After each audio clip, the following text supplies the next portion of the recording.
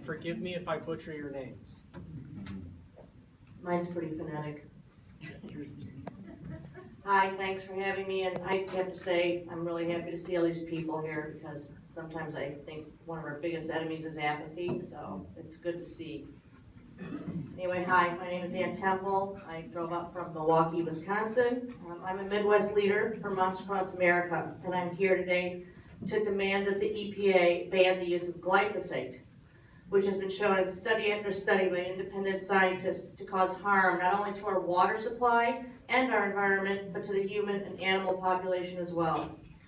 In the U.S. and Wisconsin, widespread adoption of genetically modified crops has shown an increase of weed-killing herbicides, specifically glyphosate, as weeds have become more resistant, leading to serious environmental damage.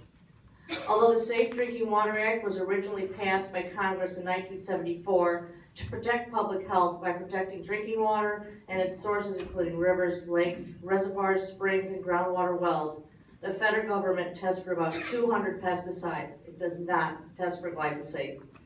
Glyphosate, or Roundup, as it is more commonly called, and the many other glyphosate-based products in the market today, is the most widely used herbicide worldwide, with over 128,000 metric tons of it being sold last year alone. Moms Across America has found 0.33 parts per billion in U.S. tap water, which is much higher than the 0.1 part per billion permitted in the drinking water in the European Union. The U.S. permits 700 parts per billion of glyphosate in our tap water, when levels at a fraction of that have been shown to cause severe organ damage, alter gene function, and cause harm to the liver and kidneys in the rats tested. We feel that EPA has failed us. Here are some of the reasons why.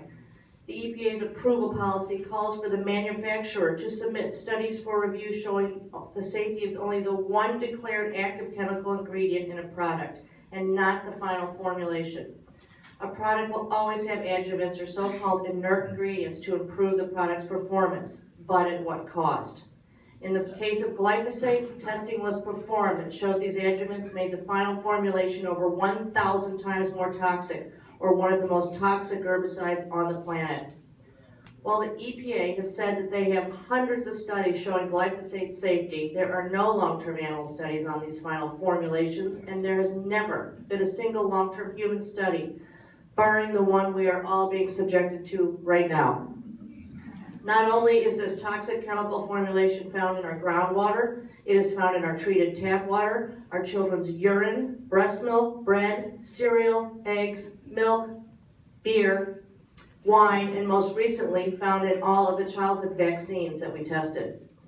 Glyphosate was classified a probable human carcinogen by the World Health Organization's Cancer Agency, IARC, in 2015.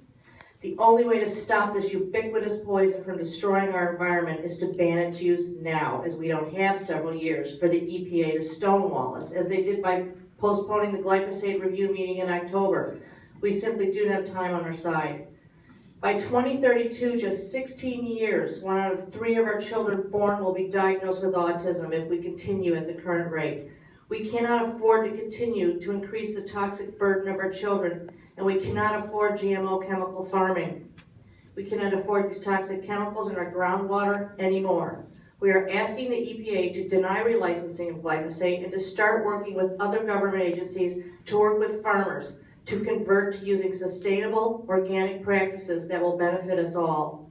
We need to start employing the precautionary principle. We need to stop the use of spraying these toxins on our food, which is leaching into our groundwater and into every facet of our lives. Thank you.